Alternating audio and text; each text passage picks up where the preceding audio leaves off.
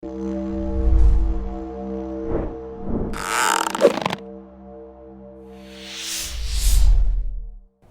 pessoal, tudo bem?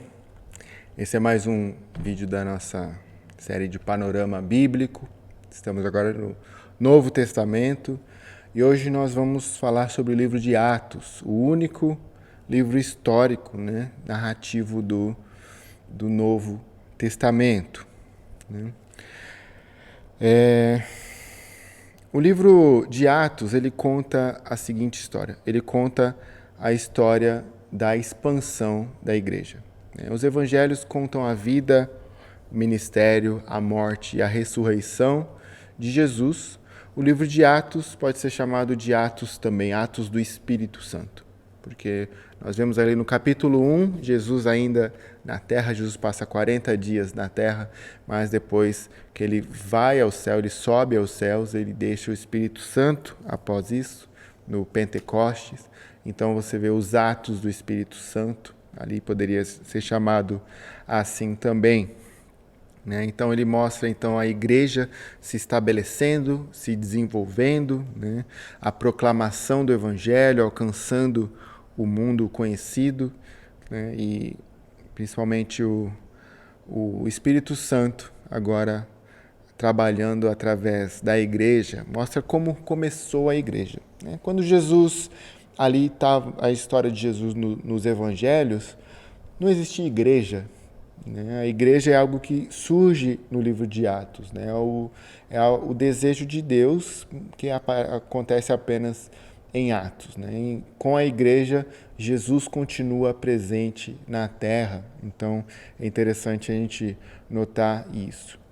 Se a gente puder botar 3 palavras-chave para o livro de Atos, são ascensão, descida e expansão. Primeiro nós temos a ascensão de Jesus, a descida do Espírito Santo e a expansão do Evangelho. E o autor foi Lucas, o mesmo que escreve o Evangelho de Lucas. Ele escreve o livro de Atos, uma obra dupla. Lucas e Atos é uma obra dupla que ele escreve para um homem chamado Teófilo, provavelmente que encomendou essa obra, que talvez até custeou a pesquisa de Lucas. Ele tem alguns personagens importantes além dos apóstolos, como os diáconos que são estabelecidos ali em Atos 6, Filipe, Estevão, que é apedrejado. Então, a igreja se expandindo e muita gente trabalhando, e o Espírito Santo trabalhando também em muitas pessoas.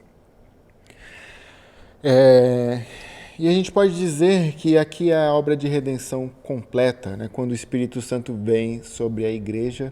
Em João 16, Jesus promete que iria mandar o Espírito Santo, e aqui realmente o Espírito Santo chega. A gente pode dizer que agora sim a obra está completa. E, como eu disse, Lucas é o autor. A fonte que Lucas usa provavelmente suas próprias memórias. Você vê que muitas partes ali ele escreve na primeira pessoa do plural. Ele diz nós estávamos aqui, fomos para lá e tal.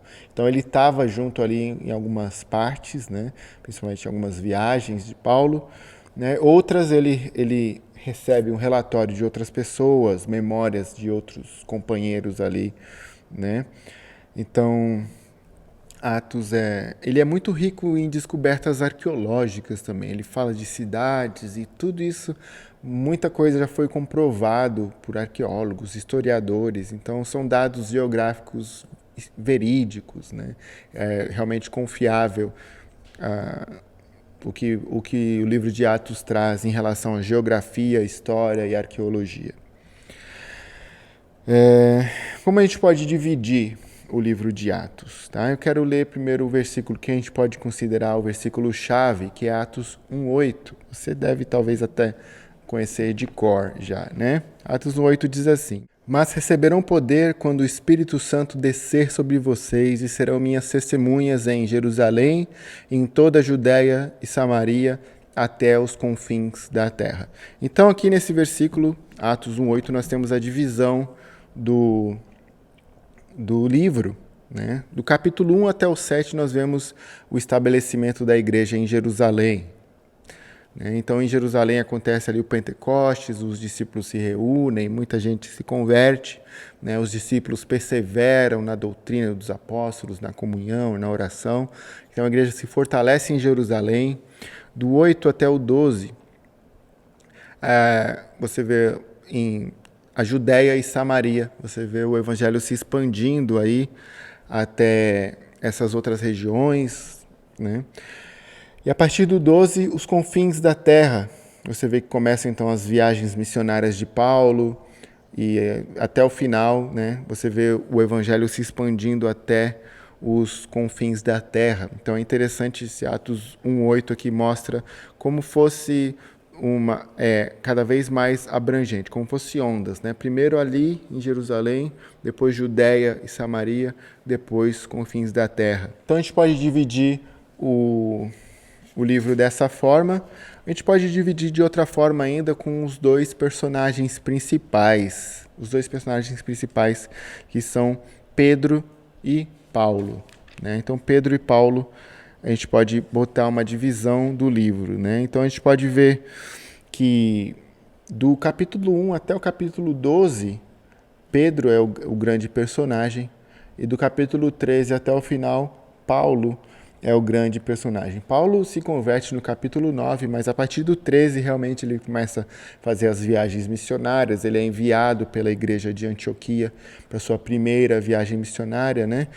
Então são 3 viagens missionárias que Paulo faz, né? Ele faz uma 4ª viagem que é para Roma, mas para ser julgado, né, pelo imperador. Então a gente pode dividir Atos dessas duas formas, né? Com o capítulo 1, versículo 8, Atos 1:8, né? Jerusalém, Judéia e Samaria e confins da terra, e também com os dois personagens principais, né? Pedro e Paulo, a gente pode entender o livro como um todo. Atos foi escrito provavelmente no ano 61 depois de Cristo, né? E o autor, como eu já disse, é Lucas. No princípio, né, a gente tem Atos 1, aí ele fala a história de Jesus ainda ali com eles, depois a ascensão de Jesus, a escolha de Matias como o substituto de Judas. No capítulo 2 nós temos a vinda do Espírito Santo, né? O ponto alto aqui é a vinda do Espírito Santo sobre a igreja. Depois nós vemos a pregação de Pedro e 3.000 pessoas se convertem. Nós vemos a diferença que o Espírito Santo faz na vida desses homens, né? Que agora eles são... Antes eles eram medrosos, Pedro negou Jesus, todos os outros fugiram, né? Agora Pedro prega corajosamente e 3.000 pessoas se convertem. Lembre que aqui é uma festa de Pentecostes. Então, 3.000 pessoas ali que provavelmente vinham de vários lugares diferentes, né? Tanto que ali fala que eles falavam várias línguas, por isso a manifestação em idiomas diferentes foi importante aqui nesse ponto, para que o evangelho fosse propagado para todos esses povos. E quando essas pessoas voltaram para os seus lugares, né, elas tinham ali, começaram comunidades de cristãos nas suas cidades e tal, né? Então Pedro, você vê que Pedro aqui se levanta como líder da igreja após, né, a morte e ressurreição de Jesus. Ele tinha negado Jesus, chorado, tinha voltado ali para pescar, né? Mas Jesus ainda tem um plano para a vida dele, ele vai ser grandemente usado, né? Ele faz milagres, a sombra de Pedro cura, né? Ele prega corajosamente, ele fala na frente das autoridades que é mais importante obedecer a Deus do que obedecer aos homens, né? E tanto que eles notam que eles eram homens simples, Pedro e João eram homens simples, mas eles tinham tanta coragem, eles só podiam ter andado com Jesus mesmo, né?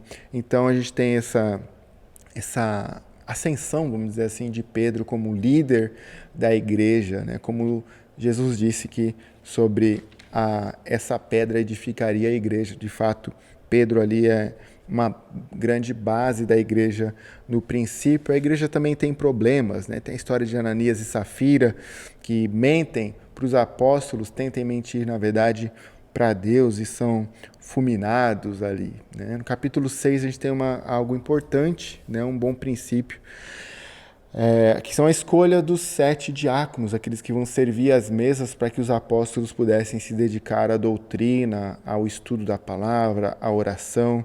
E entre esses diáconos nós temos Estevão, né? Um homem simples, era para fazer uma tarefa bem simples, né? Servir as mesas, mas ele era um homem cheio do Espírito Santo e ele é o primeiro mártir, né? O primeiro a ser morto por causa do Evangelho. E no capítulo 7, então, a gente vê o discurso de Estevão, né, e seu apedrejamento. A partir do 8, como eu falei, essa história começa a se expandir para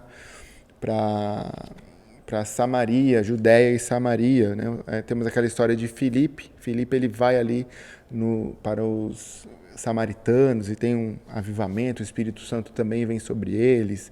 Depois, em Atos 10, o Espírito Santo também vem sobre os gentios, né? Então, você vê que o Espírito Santo tem 3 momentos diferentes ali. Em Jerusalém, em Atos 2, com os samaritanos, em Atos 8, na casa de Cornélio, né? Com os gentios, em Atos capítulo 10. Né? Atos 9, a gente tem a conversão de Paulo, né? Paulo, que era um perseguidor, um fariseu e homem zeloso, e fazia de tudo para aniquilar o cristianismo, é escolhido por Jesus para ser seu apóstolo, ser um dos seus mensageiros. E então Jesus pega Paulo, né? Paulo não tem mais como fugir, e ele então chama, né? Ele traz o Paulo para servir a ele, né? Então, assim vai se desenvolvendo o livro de Atos, conta essa história de expansão da igreja, propagação do evangelho. Capítulo 10 eu já falei, né? A história de Cornélio. Pedro tem uma visão também sobre o que é impuro e não. A partir do 12, aliás, a partir do 13 nós temos as viagens missionárias de Paulo, 3 viagens diferentes. As viagens de Paulo se concentram na Ásia Menor e Grécia, né? A primeira viagem, Ásia Menor, segunda e terceira, Ásia Menor e Grécia. Ásia Menor é onde é a nossa Turquia hoje, onde a gente conhece como Turquia, né? Paulo planejava expandir suas viagens, ir até a Espanha, né? Mas aparentemente isso não foi possível, né? Então, até o final, Paulo está indo agora para Roma para ser julgado. Provavelmente ele não foi escrito depois da morte de Paulo. Tanto Paulo como Pedro morrem aproximadamente no ano 67 depois de Cristo, e o livro de Atos não registra isso, né? Então ele tem provavelmente uma data anterior à morte de Paulo, e aparentemente ele termina de forma um pouco abrupta, né? Você vê um final de história meio, parece que incompleto, e é interessante notar isso, né? Porque a gente pode dizer que a história da igreja ainda continua, né? Nós continuamos escrevendo o livro de Atos, vamos dizer assim, né? Então a história da igreja ainda continua, não acabou, certo? Então esse é o livro de Atos, o único livro histórico do Novo Testamento, né? Espero que esse vídeo tenha ajudado você a compreender não apenas o livro de Atos, mas como ele se encaixa na Bíblia e entender a história da Bíblia como um todo. Por hoje é só. Até a próxima.